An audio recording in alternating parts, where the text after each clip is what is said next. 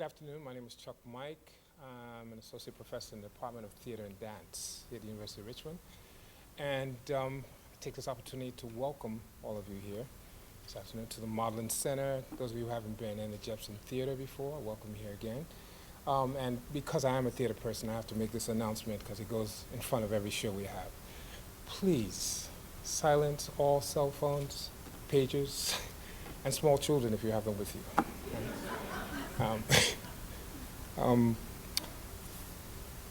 This is a pretty symbolic setting that you have here. We have a show that's currently running here at the Modeling Center. So it's called The African Company Presents Richard III.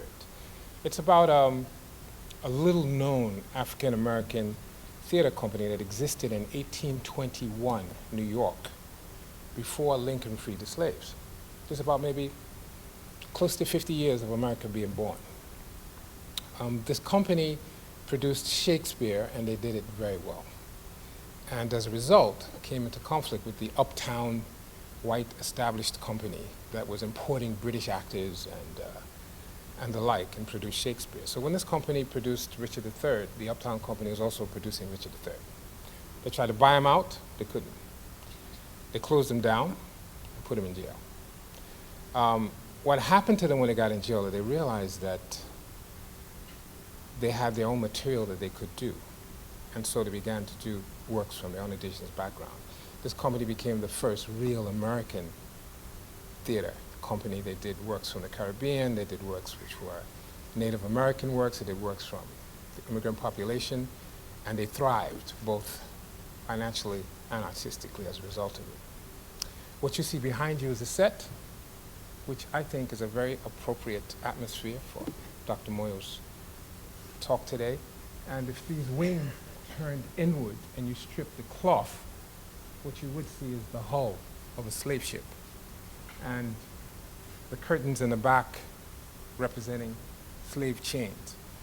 Why am I telling you this? Again, as I said, it's an appropriate backdrop, but really I'm trying to plug the show. I want all of you to come. We run this weekend, Thursday, Friday, and Saturday at 7:30 p.m. right here in the space that you're in now. But for me, it's also an example of kind of dependency on others and their ideas without really looking keenly at the ones that belong to you. A more closer perspective that I have had with what our speaker refers to as dead aid is in my own experience. I grew up largely in Nigeria. I spent over 35 years of my life there and ran a company called Performance Studio Workshop in which we used theater as an agent for prompting change in the community. We did a lot of development work, specifically in areas of health and in governance. And we were funded heavily by the United States Agency for International Development, DFID, Department for International Development, comes out of the UK. And as a result, we got what I think Dr. Moyo refers to as shock treatment when our funding was removed, when democracy came into play. So the money that we had for governance was removed. Why I say this is because we weren't prepared for that shock, right? We put nothing in place to really get substantial funding elsewhere, and we're driven back to our whole impoverished spiritually and economically, and we had to look around. But what that funding did do, and we observed, because it was easy money to get, we simply had to write a grant to pick it up. Because it was so easy to get, we lost sight of the significance of that money. And inside the organization, what happened from time to time, we had instances of corruption, we had some division amongst those of us who were there, and like I said, we were eventually driven to poverty. Our strategies for renewing it were to really put out some very concrete business strategies and to market what it was that we had, both to international sources and to those which were locally and across Africa. While a company is inactive today, we learned quite a few lessons in terms of how we could develop ourselves and become financially stable. There are two expressions which came out of that, which members of that company repeat today. One is Chinese, the other one is Yoruba. The first, Enibama Besenje, Sibire Yogun, simply means that when you dine with the devil, use a long spoon. Right? And that's not to say that development agencies are devils. It's just to say that when we do business with anyone, we should keep our eyes wide open. And the other is a Chinese proverb which simply says that it is better to teach a man to fish than to give him fish. Right? And having said that, I will turn over to Dean Perth to introduce. Welcome once again to the Marlin Center and to the lecture. Thank you.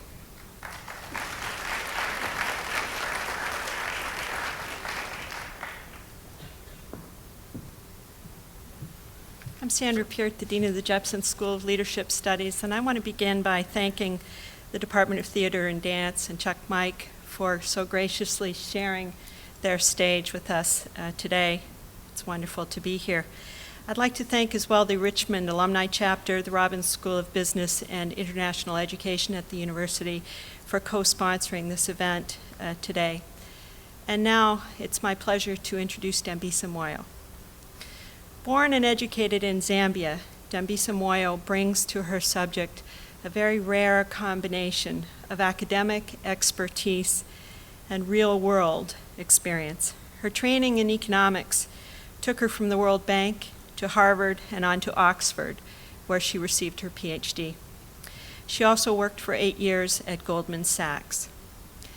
The author of Dead Aid, Why Aid is Not Working and How There is a Better Way for Africa, was named one of Time's most Dambisa Moyo was named one of Time's most influential people for 2009. The book has been extremely controversial, having received much praise as well as some resistance. Dead Aid was reviewed by the New York Times, the Economist, and all sorts of other academic places. This fall, Dambisa was named to Oprah Winfrey's Power List of 20 Remarkable Visionaries. Dambisa Moyo unflinchingly confronts what she sees as one of the greatest myths of our time. During the past 50 years, more than $1 trillion in development-related aid has been transferred from rich countries to Africa. Not only has this aid not improved the quality of life for many Africans, but it has also sometimes harmed more than it has helped. Moyo has taken a bold stance in the face of this apparent failure to argue that foreign aid should be replaced with innovative ways to finance development, including trade with China, developing financial markets, and in particular microfinance.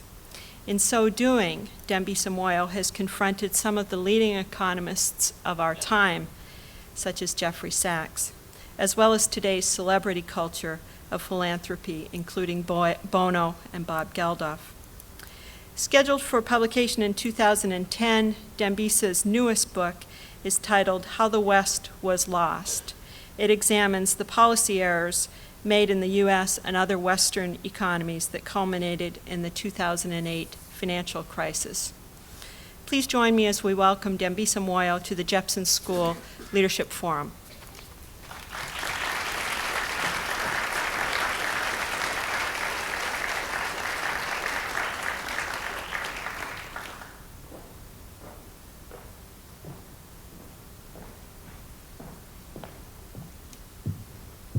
Good afternoon, and thank you so much for being here. I really appreciate it a lot, and I do not take it at all for granted, I must say. Having been raised in Africa, but also spent the better part of this year on the road and been pilloried, had tomatoes thrown at me, and actually a punch thrown at me as well in Toronto, I realized that one should not take for granted the opportunity to air their views, despite the case that sometimes they might not be that appealing. I'd like to start off first by saying a big thank you to Dean Peart, to Sue Robinson, who I haven't met yet, and to Shannon Best. I must tell you, it has been the most difficult and challenging endeavor to schedule my appearance here. Not because it's generally difficult. I must say this was a particularly challenging scheduling project that we had to do, and I really appreciate their tenacity and their focus in giving me the opportunity to be here. So thank you so much, wherever you are in the audience. What I thought I would do today is share with you first a little bit of the information and experience that I've had since my book came out earlier this year in the spring. And from there, talk to you a little bit specifically about why it is that I believe that aid is not working, and in fact, it's contributing to a worsening of the poverty and economic situation across the African continent.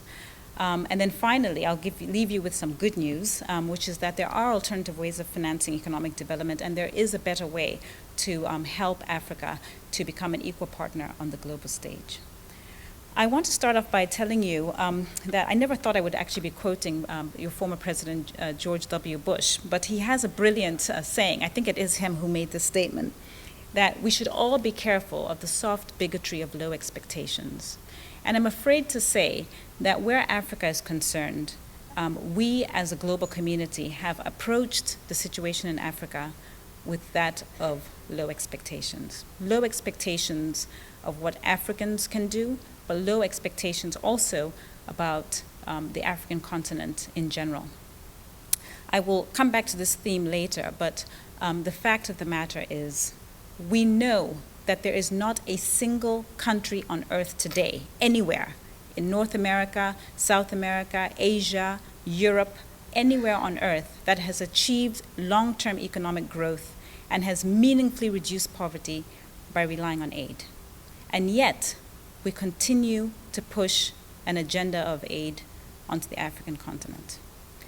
I might add also that we also know how to create growth and to reduce poverty. Let me remind you that we happen to live in an amazing time where we've just witnessed China move 300 million people out of poverty over 30 years. 300 million people. And we also know that it's got nothing to do with aid. India today has 450 million people living in the middle class. It has the biggest middle class in the world. There are more people living in the middle class in India than there are all over Europe. Again, we know that India has not achieved that by relying on aid to the extent to which African countries rely on aid today. And yet we continue to push an agenda of aid onto the African continent. Throughout the discussion today, I want to remind you also that there are more poor people in China than there are in Africa. There are more poor people in India than there are in Africa. And yet look at the way we portray Africa and Africans. In the book, I call it the 4 Horsemen of Africa's Apocalypse. The focus is on war, disease, corruption, and poverty. And yet, there are many places around the world where that combination of things also exist. And we also know that portraying a continent of 1 billion people in that manner is not helping our young people to have confidence in themselves to become partners on the global stage with the rest of their peers. Nor is that type of a portrayal a good thing to attract investment, which we so desperately need across the continent. Nobody wants to invest in a place which is viewed as disease-ridden, full of poverty and corruption.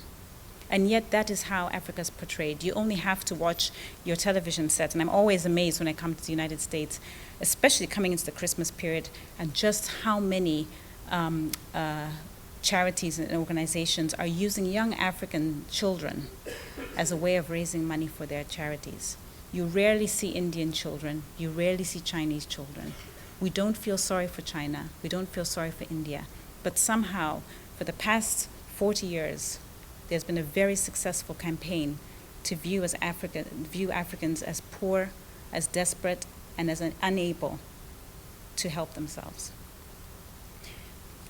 I want to start off today by telling you in this room that we all agree on a couple of things, on a few things actually. So although I may be portrayed as anti-aid and controversial and somebody else viewed as pro-aid, the fact of the matter, we are on the same team. And in particular, there are 3 things that I believe we all agree on. The first thing we agree on is nobody wants Africa to remain in poverty and dependent on aid forever. I think we all wish for a time when Africa and Africans will be equal partners on the global stage.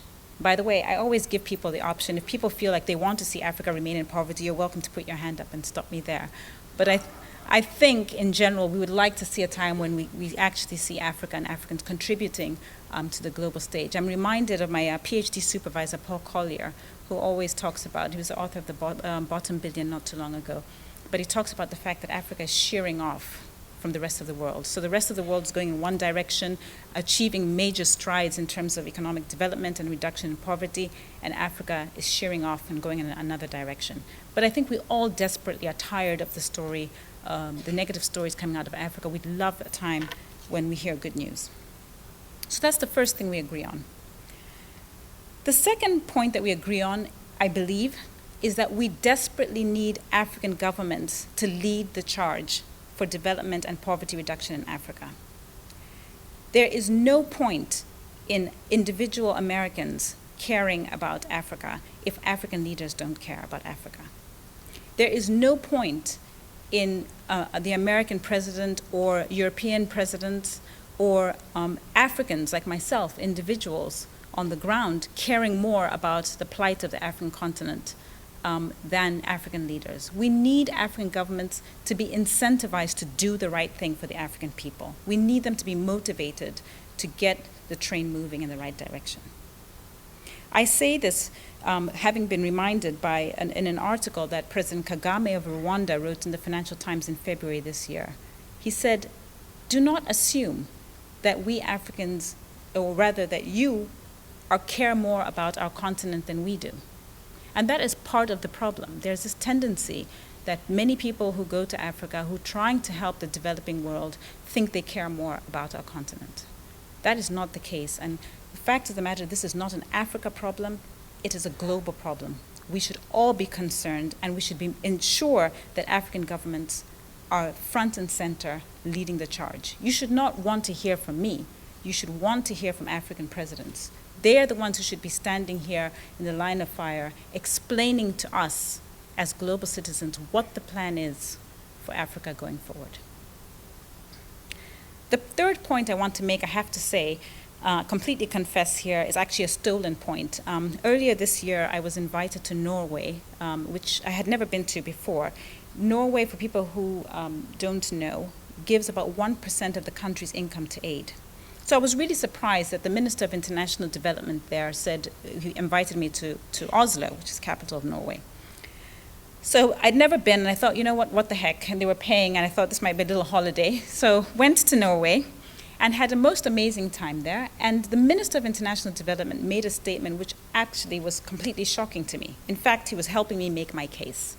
He said, although Norway gives about 1% of its income to aid, and they do support the aid agenda, we have to accept as global citizens that aid has contributed to the dysfunctionality of African governments, whether we like it or not.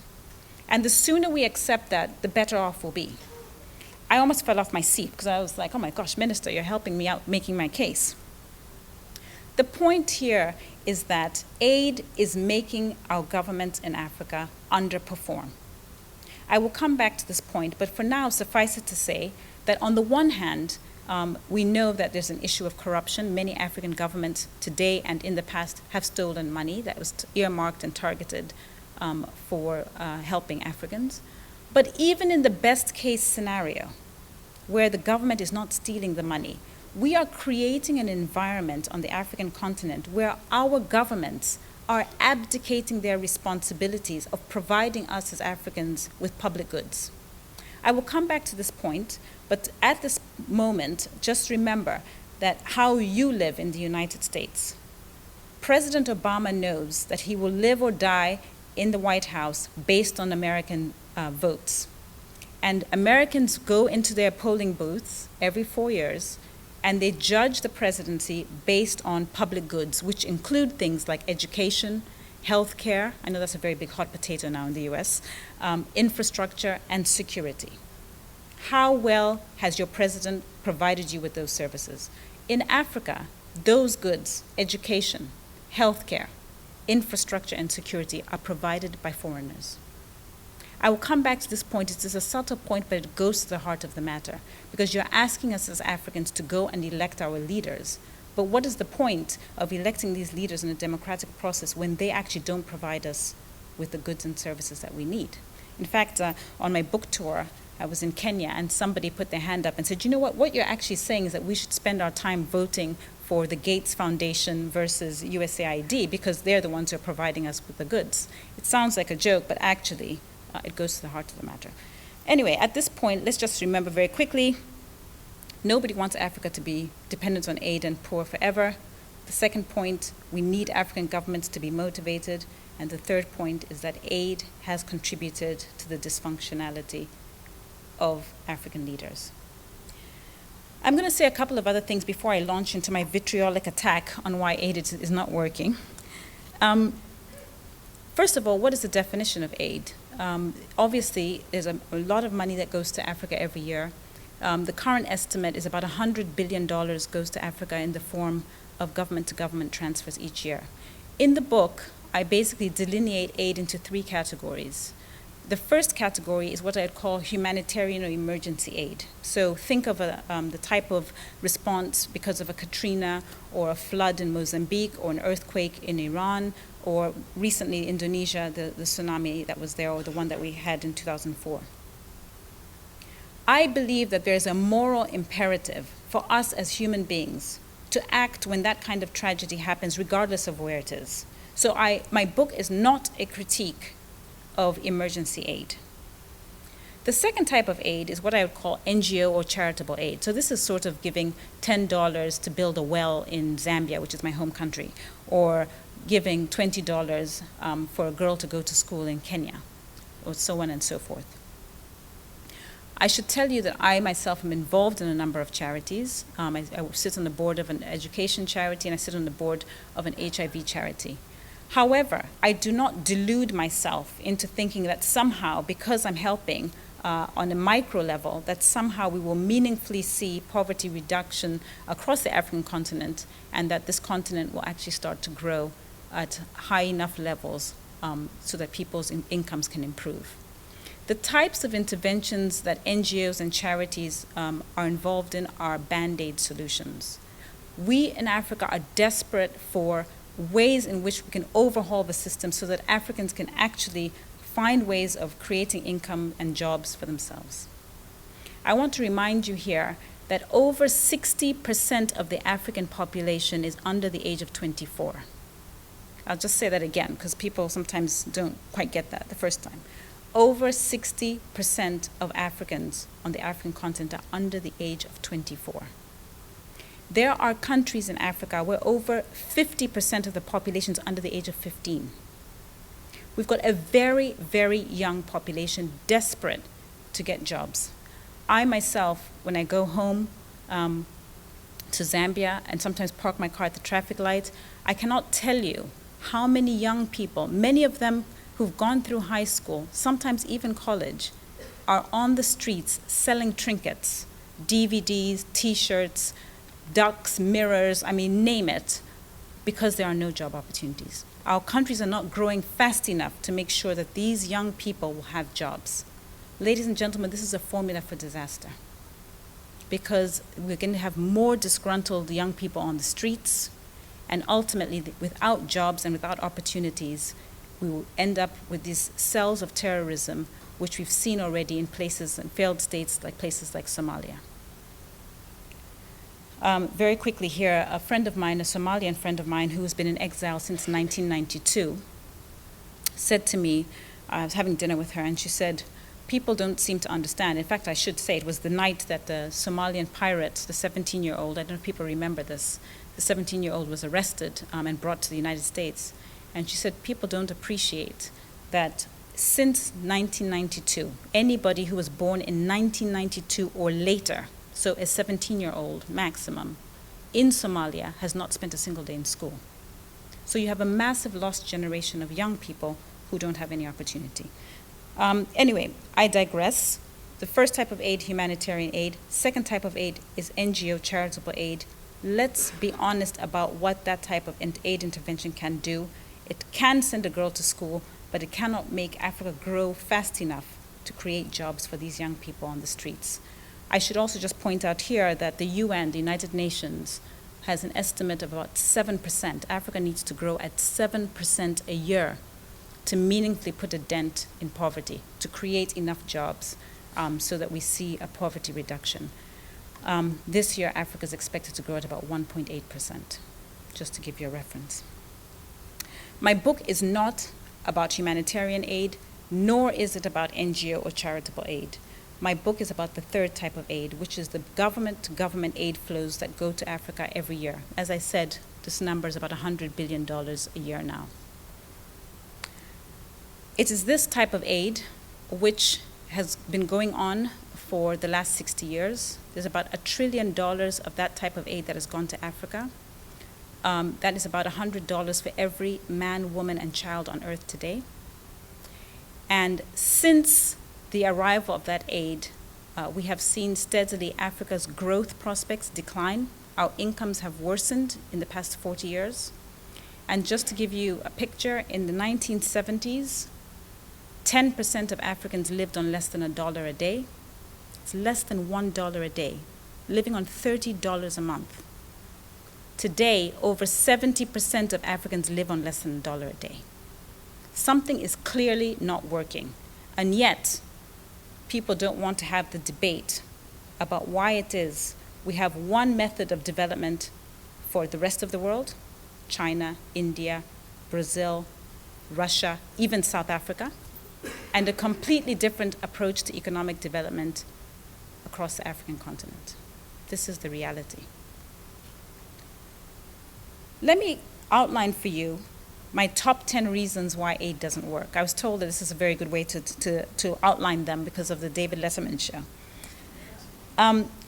And then I changed my mind, and I thought, if I give them all 10 reasons, nobody's going to go out and buy the book. So I'm going to just give you a little teaser here, and we can talk a little bit about it during the Q&A. The first reason why aid is not working, and by the way, this is a great intention. We want to help. Isn't this a good idea, to give money to actually help? And I should actually say at this point that if I had been a policymaker in the 1950s, I probably would have been a big supporter of aid. We had just come out of the Marshall Plan, post-World War II. The Marshall Plan was $100 billion of money that was sent from the United States to European countries to help in reconstruction of those countries. If I had been there, having seen the results, I probably would have been one of the biggest supporters of aid. Remember, ladies and gentlemen, that the idea of aid transfers at that time was very simple. We're going to give aid, and aid is going to lead to investment, and investment will lead to growth, and with growth, we'll have a reduction in poverty. Very simple. But what we have actually seen 40, 50 years later is that while aid has increased over time, we've seen growth go down, and as I outlined for you earlier, we've seen poverty statistics increase. What is the reason for this? The first point is if you went outside right now into the University of Richmond and polled 100 people and said, why do you think it is that aid is not working in Africa? I would guess that most people would say corruption. I put this as my first reason because I'm not going to spend much time on it. I think a lot of people accept the fact, we see the headlines regularly on how monies are stolen across the African continent. Some of my critics have said to me, oh, but that's an old story. Unfortunately, it's not an old story. It continues today. My own former president this year has been embroiled in a scandal, having stolen millions of dollars, which were diverted to Switzerland, of course. Next door to Zambia is Malawi. Their former president, as we speak, is embroiled in a scandal of having stolen about $15 million in a corrupt manner that was earmarked for HIV/AIDS. So the whole notion of corruption is very alive and well.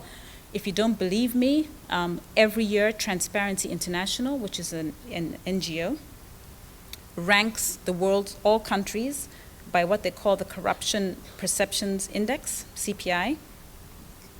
Consistently, African countries are at the bottom. Consistently. Highest corruption. A few Asian countries thrown in there as well for good measure, but by and large, we've got that section covered. How is that possible? Well, a lot of the money that's coming in pools at the government level. The money's taken away. Nobody's held accountable. So I'm not going to spend much more time on corruption, but needless to say, the aid flows coming into Africa are contributing, absolutely so, into the corruption that we see across the continent. Things like inflation, the debt burden, These are things that are very well documented by agencies such as the World Bank and the IMF, very clearly documented as part of the artifact, a part of an outcome that emerges in an aid-driven society. Dutch disease. Some people in here, some economists might be familiar with this concept. The idea of Dutch disease is very simple. We have small economies. My own country is just 10 million people. Flooding our economy with US dollars means our domestic currency becomes very strong because it's scarcer. And that means nobody wants to buy our goods because it becomes too expensive. It kills off domestic demand for African goods. Nobody wants to buy goods from countries where it's too expensive. People lose their jobs. They're out of work. There's more poverty. And with more poverty, we get more aid money. So there's a vicious cycle that emerges. The fact is also well documented that aid contributes to killing off entrepreneurship. I love having this discussion in the United States because this is the home of entrepreneurship. It's amazing how many ideas and innovations come out of the United States. However, look at Africa. Entrepreneurship, doing business in Africa is an absolute nightmare. Let me give you some examples. Every year, the World Bank publishes a report called Doing Business Around the World. Consistently, African countries are amongst the worst places to do business. It's an absolute nightmare. Whereas in places like Australia, it could take a day or two to get a business license, there are countries in Africa where it can take up to 2 years to get a business license. Does that sound to you like our governments are interested in creating jobs, in creating a system for opportunities and entrepreneurship? It doesn't to me. And the reason is the governments do not rely on tax revenues to stay in office. They rely on aid. There's also a growing literature that links aid to civil wars and civil unrest. I don't know if people know this, but this year alone, Africa has about 53 countries. This year alone, we've had 4 coups d'etats. That's 4 overthrows of African governments in this year alone. And my parents remind me that we haven't even got to December yet, so I shouldn't get too comfortable. Also, people should not forget that there's been more civil unrest and civil war in Africa in the 1990s than the rest of the world put together. What's the link to aid? The link to aid is that most of the money in these economies pools at the state level. You don't have a burgeoning private sector where people can go and steal money or create wealth in other ways. So you constantly have factions trying to overthrow the government so that they can sit in power and capture the gold, capture the wealth, which is coming in the form of aid. By the way, there's virtually no penalty for that type of behavior. As we know, there are a number of countries in Africa where the president has been in office for 40 years, 30 years, 20 years, very common. And even places like Zimbabwe, which are criticized in the media in the West constantly, people like President Mugabe has received not only aid money from the United States and Britain over these last 10 years, but you continue to maintain diplomatic relations with the Zimbabwean government. There's an American ambassador who lives in Zimbabwe, as is there a British High Commissioner. So the notion that somehow the world is actually riding to the rescue is absolutely false. In the book, I talk about $300 million, which has gone in aid to Zimbabwe, to the government in the last few years. And that's come from the US government and the British government. It's from their data, it's public information, so you can check it on yourself. If there's one thing, you can ignore everything else I've said, by the way, but I hope that when you leave here, if there's one thing I would hope that you would remember is what I'm about to say now, which is an aid culture disenfranchises Africans. There is a reason, ladies and gentlemen, that you rarely see Africans on the global stage, including our presidents, going around and explaining what is happening on that continent. The fact that we think as a global community that it's okay for celebrities to attend G20 meetings, to attend the IMF and World Bank meetings is laughable. Americans would never tolerate Mick Jagger or Bruce Springsteen talking about the housing crisis while President Obama doesn't say anything. And yet, that is the world you've asked us to live in. We stand in the hot African sun electing our leaders, and yet the world does not care about what African leaders have to say, which is why you never hear from them. You'd much rather hear from the celebrity culture, which I think, unfortunately, although they have a big following, tend to rely on the negative stereotypes of Africa. I actually wouldn't be so critical of them if they used their platform in a positive way. But instead, they continue to perpetuate a very negative image, which a woman in Kenya said to me, how do you expect us to raise young Africans to be great citizens of the world when you're constantly telling us that we're not good enough, we're too poor, we're not smart, and we're not equal partners on the stage of the world? It's a valid point. And just in the same way that psychiatrists or psychologists would tell you that telling a child constantly that they're an underachiever is not a good thing, you've constantly for 40 years told Africans that they are not equal partners on the global stage, that they underperform, they're a drag on society, and you continue to portray our children on television in the worst way. There's a saying in the United States around the Boston Tea Party, which is that there's no taxation with representation. In Africa, we have what I call the reverse Boston Tea Party. We have no representation because there is no taxation. As I said earlier, in the United States, you hold your government accountable because they know that there's a symbiotic relationship. They have to please the American people because the tax base comes from the American people. In Africa, our governments spend virtually all their time courting and catering to international donors because they can live or die in office because of those donors, not because of what the African people think. As I touched on earlier, things like education and healthcare, infrastructure and security, what we call public goods in economics, are provided in Africa not by our governments, but by the international community. And here I'm going to give you a specific example. My country has 10 million people. 1 in 3 Zambians is HIV positive. By all standards, it's an epidemic, and we should care. And yet, 95% of the infrastructure around providing drugs, around helping Zambians to get on antiretroviral drugs and providing clinics and so on, is done by USAID, which is the US government. And actually, you should be proud of that. But as a Zambian, I'm deeply concerned because the United States government has its own problems. 1 in 10 Americans is out of work.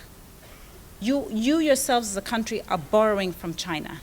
You have demographic issues, you have healthcare concerns, and you're asking me as a Zambian citizen to basically hitch the whole healthcare system in Zambia onto a country that has a financial crisis of its own. That is not long-term sustainable. And it's that type of issue that my book is really trying to alert us to. Okay, so now having depressed you completely, I'm going to give you a bit more good news, give you a good news. The good news is that there are alternative ways of financing development. As I said earlier, we live in a time when we have so much evidence, over 300 years of evidence on what works, what creates jobs, what creates wealth. I liked President Obama's inauguration speech where he said something to the effect of, we should not forget that the free market system is still the best system at creating wealth, and it's also still the best way of creating freedom. It is clearly not perfect, as we've learned in the past 18 months, but we should not throw the baby out with the bathwater. And unfortunately, where Africa is concerned, we are not applying what we know as global citizens to be the toolkit that can actually meaningfully change things forever. What does this toolkit comprise of? Things like trade, things like foreign direct investment, microfinance, remittances, savings, taxes, the things that you use, your governments use to finance economic development, to finance job creation in the United States, in China, in Europe, are not the tools that you are suggesting that we use. Let's take trade, for example. It's a very well-known fact that Africa each year loses between $300 and $500 billion in export earnings because of subsidies. So the American government has chosen to protect American farmers, and frankly, although as an African it hurts me, I understand that. And I would hope that African governments also fight and work on behalf of the African people, which is why I think it's an absolute waste of time for African leaders to spend their time going to the WTO, having big arguments about the American economy opening its markets to African goods. And instead, we need to spend our time focusing on new regions in the world that actually want African produce, China being one of them. There are about 1.3 billion people in China, 7% arable land. China desperately needs food. That's a great opportunity for Africa to sell food into that market instead of spending our time trying to get into the US. Foreign direct investment, as I mentioned earlier, doing business in Africa can be a nightmare. And here I'll give you a quick example. I went to Rwanda, Kenya, and Tanzania, which are 3 countries very near each other in Africa. I needed to get 3 visas and to change my currency 3 times. Again, this does not sound like a formula for investment to me. As an African, I was already put off. If I'm an international investor who's looking to put money to work in these countries, I would definitely be put off. The notion of regional integration is well established here in the United States, but also in Europe. And yet, we know theoretically that this works, but as a practical matter, we're not seeing enough of that. I don't want to take up too much time. I just want to say 2 other things. One is with respect to what should we do with the aid system. In the book, I propose a phasing out period. Part of the problem is that African governments view aid as permanent income. They think aid will always be there. And in fact, they're encouraged to think that. Oh, here you go, don't worry about anything because aid will always be there. In fact, somebody in New York said to me, this kind of sounds like a teenager who's lying on the couch, and every month you say, listen, you gotta go and get a job. And he's like, yeah. And then the next month you're like, you still haven't got off the couch, you've gotta go and get a job. It's kind of like that. We need some tough love so that we can see African governments emerge into equal partners, as I keep saying, in the global stage. So how do we do that? My recommendation is actually to have an explicit and transparent policy where we say that in a certain period of time, aid will start to decline. It's actually already happening, fortunately for me, but unfortunately for many people, ipso facto, because of the financial crisis. Western governments are shrinking their budgets. They're not giving out as much aid as they have in the past. But we also know that to the extent that aid has worked in the past, in the Marshall Plan, or what I call the aid graduates, countries like South Korea or Botswana, it's worked when people have gone with the money, short, sharp, finite term, and then left. So the Marshall Plan, as I said earlier, was 5 years. The problem in Africa is it's an open-ended commitment. Nobody wants to have a discussion about when aid will end in Africa. People are always up in arms, and I get screamed at that I'm killing African babies when I even suggest that we should have a discussion about an exit. Again, I quote President Kagame here. He said the only type of aid that's worth anything to Africans is the type of aid that will make sure that it doesn't exist in the future. Nobody has that discussion. Everybody thinks we should keep giving aid, no discussion about weaning off. I'm going to end here with a quote from a friend of mine, a Nigerian friend of mine, who really discouraged me from writing this book. He said, it's a complete waste of your time. Why are you doing this? Everybody knows that aid doesn't work. You should be asking yourself why it is people keep pushing an aid model onto Africa when we know it doesn't work. And we talked back and forth about George Bush's quote about low expectations of Africans. And then he finally said to me, Africa is to development what Mars is to NASA. He said, every year we spend hundreds of millions of dollars doing research, experiments, analysis into Mars, into Africa. He says, but actually nobody really believes we'll ever live on Mars. And the fundamental problem is that nobody has faith that Africa will ever develop. Ladies and gentlemen, thank you very much for your time, and I'm happy to take your questions now.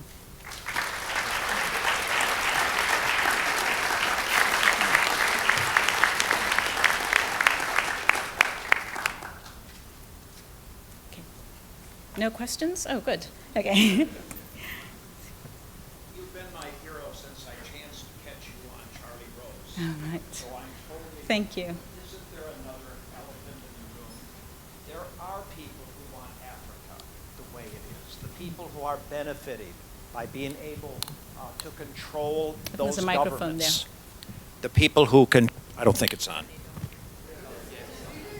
Okay. The people who can control those governments, they don't want the African presidents to speak. Isn't there another book that needs to be written? Basically, the colonial powers did exactly what they want. Africa is a patchwork of little countries, and maybe we need a dosage of a Patrice Lumumba to have finally regional cooperation. Isn't that the only way out? Your country is about the size of Virginia. That's part of the problem. I mean, Zambia, my country, as I said, 10 million people. I mean, frankly, who cares? But the region of Southern Africa is 200 million people. Obviously, then it starts to sound a bit more interesting. But we are fragmented.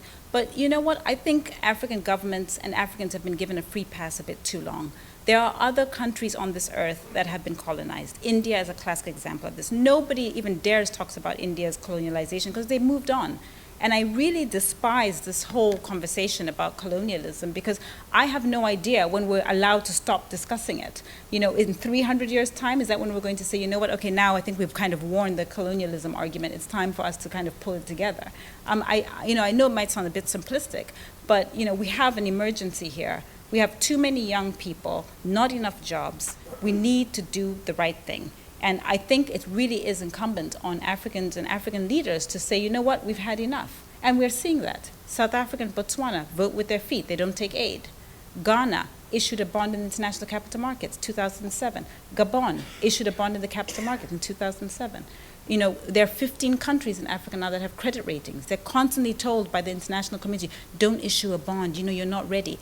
This week, actually, I've just published an article in the Economist magazine talking about exactly this very point. Why should African governments not issue debt in the capital markets? They absolutely should. It is a transparent way of investors and us as Africans to say, you know what, my government scorecard sucks. You know, they're not doing what they're supposed to do. Where are my public goods? They'll get penalized. They have to perform. But that is something that African governments, you know, we would hope that they would do that, do the right thing anyway. But I think for us to sit back and say, well, actually, it's a colonial trick, I think we have more power than we let on. And unfortunately, I think that that's where the issue is.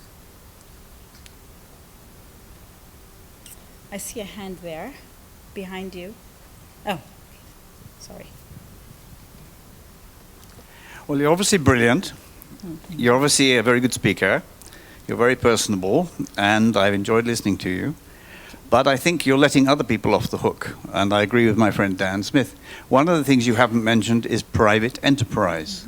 Scratch any war in Africa, and you find a white company behind it, a mining company, an oil company, and it is not necessarily the fault of the African presidents that we are manipulating Africa in this way. AID has done a lot of good work. I used to work for USAID. Also, a lot of stuff that AID does is very bad. I think that if aid was delivered in a coherent way through strengthening civil society, for example, if aid every single year for the next 25 years paid all the teachers a decent salary instead of manipulating governments, then aid could actually have a good function.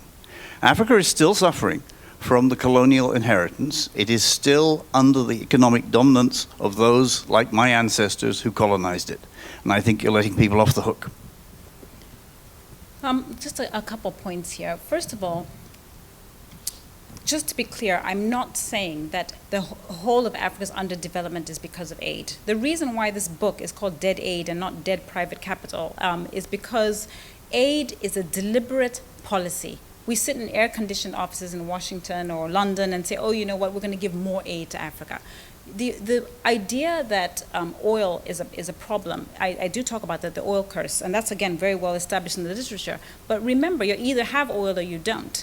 And there are some of the features of corruption and Dutch disease that I talked about, inflation, are things that you do see in oil-dependent countries such as Nigeria, for example. However, as I said, you either have oil or you don't. And you're right that private enterprise does and has distorted markets in Africa. But a cynical answer would be, you know what, at least they're creating jobs. And even in that case, why is it the case that countries like the United States can borrow from a place like China without there being an uproar about neocolonialism? It's because you've got the policy making in place to make sure that the private enterprise is behaving in the right way. The problem in Africa is our policymakers have a lazy muscle. They're sitting back, relaxed, and they do allow people to come into the African continent and to rape and pillage. That is not the responsibility of the international community. It's the responsibility of Africans to stand up and say, you know what, we've had enough of this. And you do see that.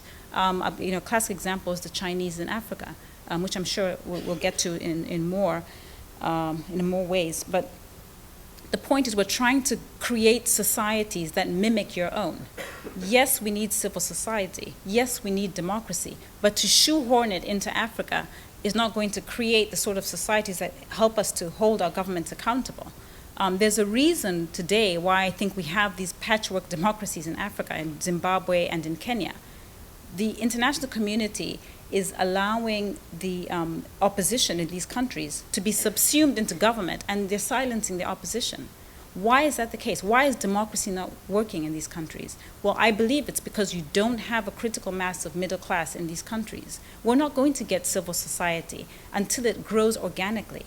I don't have to remind us that Iraq and Afghanistan are two classic examples of the way in which shoehorning democracy can be detrimental. You need to create the economic conditions so that people themselves in these countries feel like they have a vested interest in their societies. Then you get the civil society, then you have people holding the government accountable, and then you get the private enterprise behaving in the way that they should be behaving. I'll just give a quick example of Kenya in 2007 December, when they had they had clashes after the elections there. I strongly believe that those clashes would have been much more protracted had economic development had not started to set in. In other words, if people did not have a vested interest in seeing the economy function, you would have seen a civil war in that country. But what has started to happen is people started to get economically committed to their country. They wanted to see their children have infrastructure and get jobs and so on, much like the rest of the world. And that is why people said, you know what, we're not going to get into a big civil war in this country. But the reason why a lot of African countries end up as failed states or collapsed societies is because most people have nothing to lose. It sounds quite fatalistic, but I was just reading a report about the number of young Africans that contract HIV/AIDS after high school. While they're in high school, they believe the future is there for them, so they're using protection. Immediately they get out of school, the use of condoms declines, and the incidence and prevalence of HIV/AIDS shoots up. Why? There's nothing there for them. No jobs, no opportunities, no long-term prospects. It's that type of psychology we need to get past. We need to build a civil society, absolutely. We all want to be in free, fair societies, but you're not going to be able to get there until we have a critical mass of Africans who can hold our government accountable. I see a hand in the back there, sorry.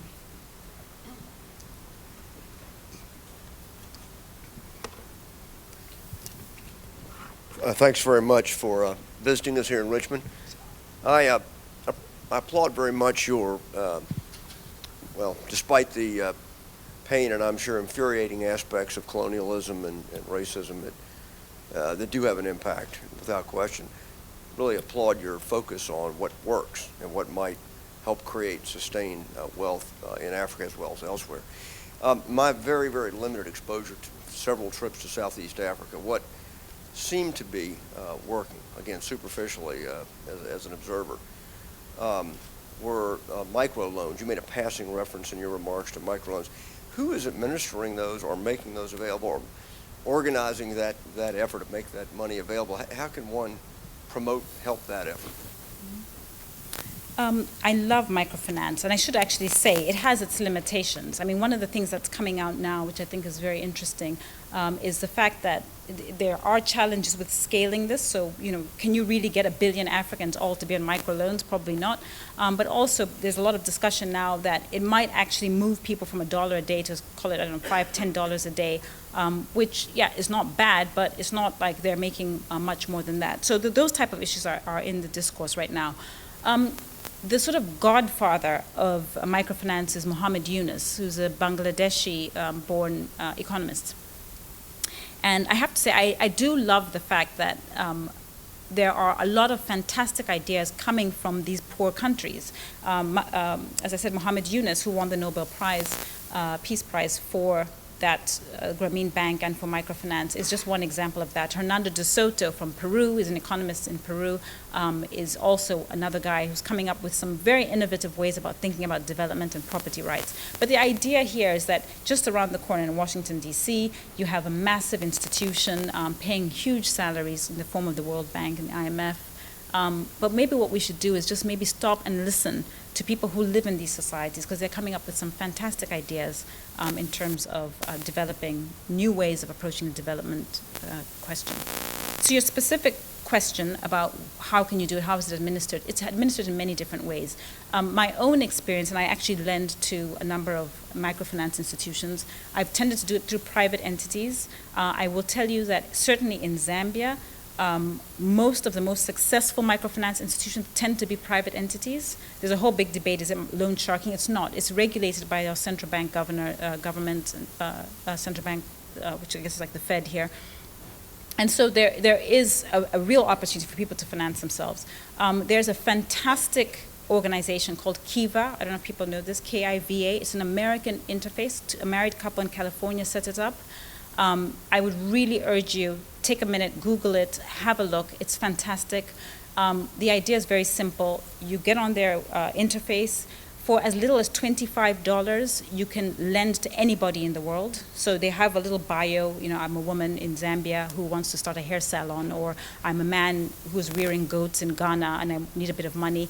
And they might be looking for $500. You can put in 25. Somebody in Japan puts in another 50. Somebody in Denmark puts in 75. But it's all lent money. And they come back to you and tell you what they've done with it, how their business is growing. I mean, this is a real effort to try and get people off their knees, creating income for themselves. I like that because it's a very simple interface. I know now people give these coupons, like $25 coupons to their kids. They're getting their kids involved in development, and the kids can follow young people in these countries that are trying to start businesses and do something with their lives. So that's one of the most direct ways. Obviously, there are bigger institutions such as Grameen, which I mentioned already, BKI. There are quite a number of them around, but those are the ones I would recommend. I see the gentleman over here. Yes, thank you. Thank you for being here today, first of all. It's my pleasure. I'd like to ask about Somalia. Somalia, unless my assumption is wrong, gets virtually nothing in aid at this point. Mm-hmm. And as such, is it a useful learning place for what an African country can do given no aid, basically starting from scratch?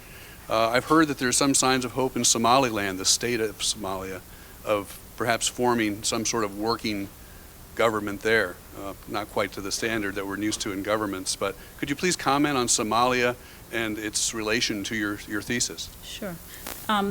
My disclaimer here is that I'm an economist and not a political scientist, and although the two are so inextricably linked, I hesitate because I think there's a lot of political stuff that's happening in Somalia, which is critical, but at the same time, it's probably out of my depth. What I can say is that you're right, I am hearing rumblings of some interesting things kind of emerging from the ashes in terms of the private sector. I know a couple of businesses that have been set up there, but they've got a long way to go. I mean, they have no government, and that, unfortunately, is sort of the extreme case of what can happen when things go completely awry.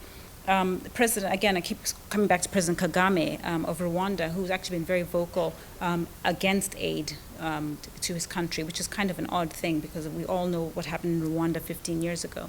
But I had the opportunity to sit down with him, and he said to me, any country in Africa that relies on aid has not had a genocide. And I kind of thought, gosh, that's pretty extreme. But his point, a much more philosophical point, is that if you build societies where they're completely dependent on international largesse, when that money is gone, your economy, your society can completely collapse, as did Rwanda. Now, there were obviously other factors in there, but I think his point is well taken, and I think Somalia is an example of that. So many people intervened. When the international community said they'd had enough, there was nothing more for them to do there. We've seen, as I said, 17 years of destitution, and it's very hard to crawl back from that. So I believe I'm an eternal optimist. They like to categorize us as either Afro-pessimists or Afro-optimists. I definitely am in the camp of optimism in Africa. I think that, you know, something good can emerge from these places, but it's a hard lesson to learn. And I think that the risk is that many more African countries will have to get to that place before we start to reemerge. And my great hope is that we don't. Oh, sorry. I'm sorry, it's my unfortunate duty to draw this to a close. I'm Bob Schmidt. I'm serving this year as the interim dean of the Robbins School of Business. We help sponsor this forum in conjunction with the Jepson School of Leadership. And on behalf of both of us, we'd like to thank you for this exciting, exhilarating opportunity in this Jepson Forum. I'm sure you've made us all think a little bit deeper, a little bit harder.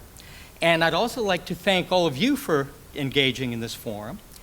This is the last one of the semester, but there are two things before we leave. Number one, you have an opportunity to buy Dr. Moyo's book, and she will engage in book signing afterwards. And also, there's a little buffet luncheon out in the lobby, so we invite you to engage in that. Thank you so much. Thank you. I really appreciate it. This is wonderful. This is wonderful.